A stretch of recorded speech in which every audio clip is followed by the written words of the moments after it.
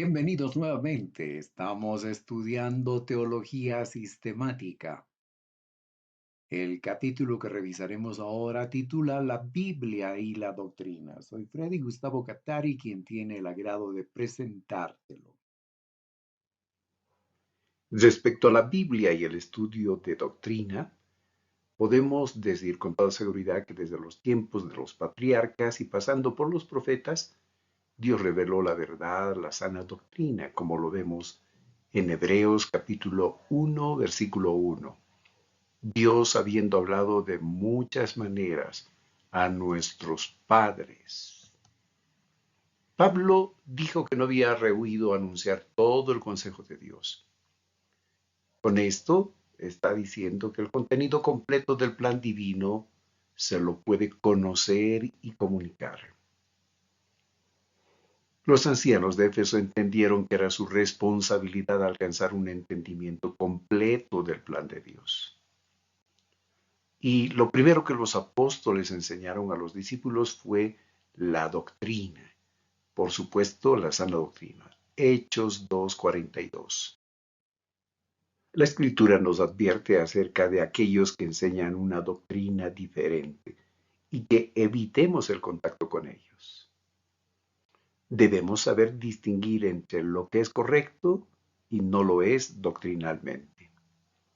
La Biblia enseña que un buen ministro es aquel nutrido con las palabras de la fe y de la buena doctrina. 1 Timoteo 4:6. Es imposible ser un buen servidor de Dios sin ser un estudiante de la buena doctrina. Recordemos que el apóstol Pablo exhortó a Tito para que su conversación sea de acuerdo a la sana enseñanza. Advierte además evitar aquellos que son llevados por todo viento de doctrina. El apóstol Juan señala que hay que evitar a aquellas personas que vienen sin la sana doctrina acerca de Jesucristo. Judas exhorta a contender por la fe una vez dada a los santos. Al hablar de la fe, está refiriéndose a ese cuerpo de enseñanza o de doctrina que caracterizaba a la cristiandad en aquel tiempo y que debe caracterizarla también hoy. Los creyentes y el estudio de la doctrina.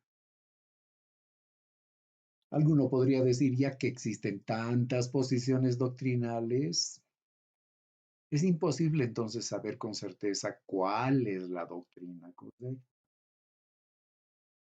Ahí están las escuelas del pentecostalismo, la línea de los reformados y otros más, la línea de la Iglesia Católica. Y hay otros grupos que han aparecido recientemente y que dicen que han tenido que pasar 2000 años para descubrir lo que realmente enseña la Biblia. Y algunos podrían imaginar entonces que es imposible saber cuál es la sana doctrina. Si esto fuera así, entonces tendríamos que decir que la Biblia no es luz, sino oscuridad, que Dios a través de una pizca de malicia le dio al hombre una tarea difícil, descubrir la verdad, o simplemente seguir tratando de buscar la verdad, de encontrar la verdad y no hallarla. O podríamos imaginar que Dios fue incapaz de comunicarse con los creyentes y el estudio de la doctrina. No es verdad que Dios creó al hombre con una capacidad para pensar, una capacidad lógica, pero le dio una revelación ilógica en la Biblia. Además, Dios nos condena por no creer apropiadamente. No es verdad que la diversidad de sistemas teológicos indican que la doctrina es ambigua. Así como en matemática los resultados de las operaciones tienen resultados exactos, es decir, 1 más 2 es 3 y 2 es 4. Así también ocurre en el campo doctrinal. Por ello, debemos esforzarnos por hallar el significado correcto en el estudio de la palabra de Dios.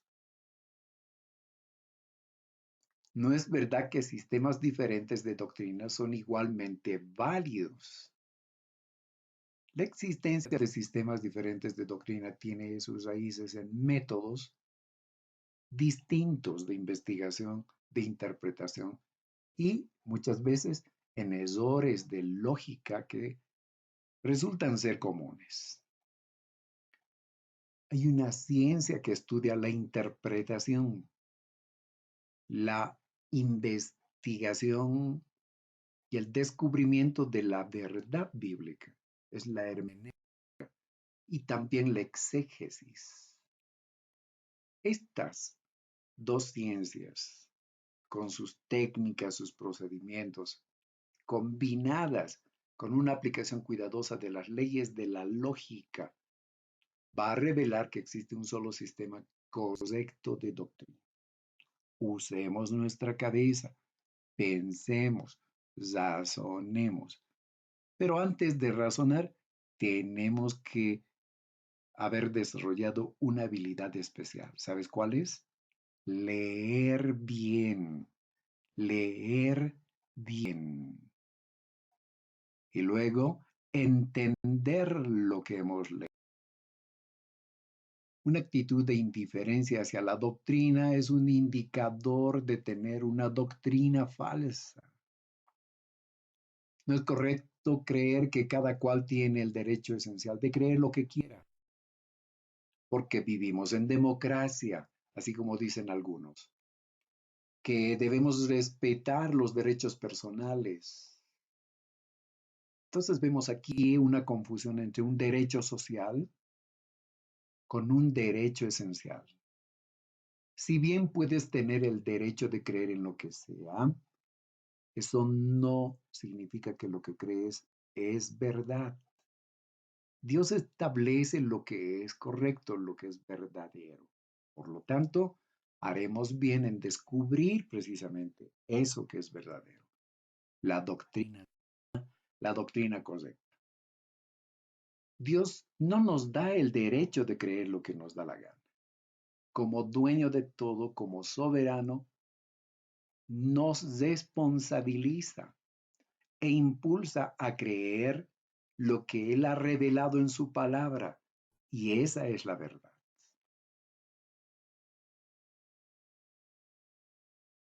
A otros el estudio de las doctrinas les parece un intelectualismo frío, un academicismo demasiado lógico, estructurado y desprovisto del Espíritu Santo o de la unción del Espíritu Santo.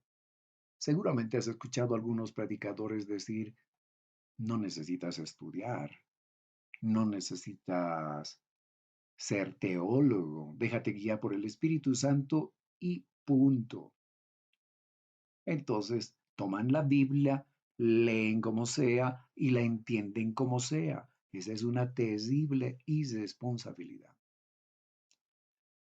Esas actitudes son producto de un anti-intelectualismo místico traído a la iglesia por ciertos movimientos fundamentalistas, con los que hay que tener mucho cuidado.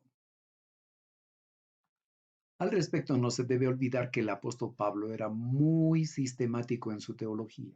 Lo era también el Señor Jesús, lo eran los profetas, lo eran los líderes, como por ejemplo los escribas, los sacerdotes que examinaban la escritura y eran temerosos de Dios.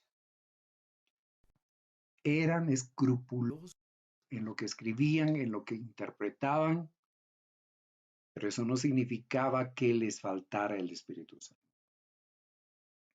Vas a notar que cuanto más conozcas y te mantengas en humildad, el Espíritu Santo te utilizará de una manera muchísimo mejor. Yo te recomiendo grabar tus mensajes, grabar tus enseñanzas. Y después de haberlas grabado, deja pasar un día, 2 días y escúchate. Analiza lo que estás compartiendo y vas a quedar asombrado por las cosas que has dicho. Pues cuando ocurra eso, pídele perdón a Dios y dile, Dios mío, voy a ser más cuidadoso con lo que enseño, con lo que digo.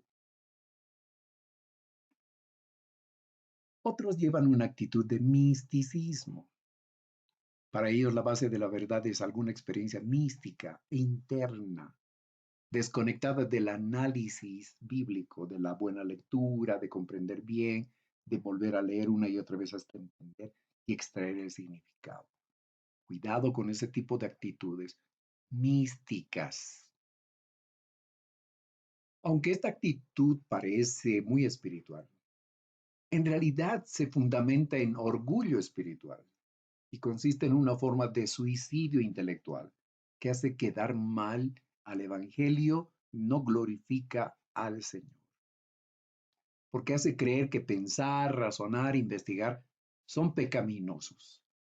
Esta es una creencia anticristiana muy peligrosa que hizo mucho daño a la iglesia y ha hecho que sea vista como un ámbito para ignorantes. Y en ello Dios no es glorificado. ¿Es posible que haya más de un sistema válido de doctrina? No, porque existe solamente un Dios, un solo plan de salvación. Así que un solo plan de salvación, un solo plan eterno. La teología es el estudio de Dios y su plan eterno. Por lo tanto, existe una sola teología correcta. Esto no implica que se conoce todo acerca de Dios, sino aquellas que Dios en su voluntad ha revelado al ser humano a través de la escritura, pero también a través de lo creado. Y estas dos no se contradicen en ningún punto. Entonces, volviendo a lo teológico, no es posible que sean válidas dos teologías mutuamente excluyentes, con ideas distintas acerca de Dios o con enseñanzas distintas acerca de otros aspectos. Lo mismo es cierto acerca de la salvación. Dios no ha provisto una variedad de salvadores o una variedad de caminos, formas de ser salvos y que obedecen al antojo de las personas. No, no es así. Concluimos con el estudio de esta parte. Una cordial invitación para la siguiente sesión. Hasta pronto.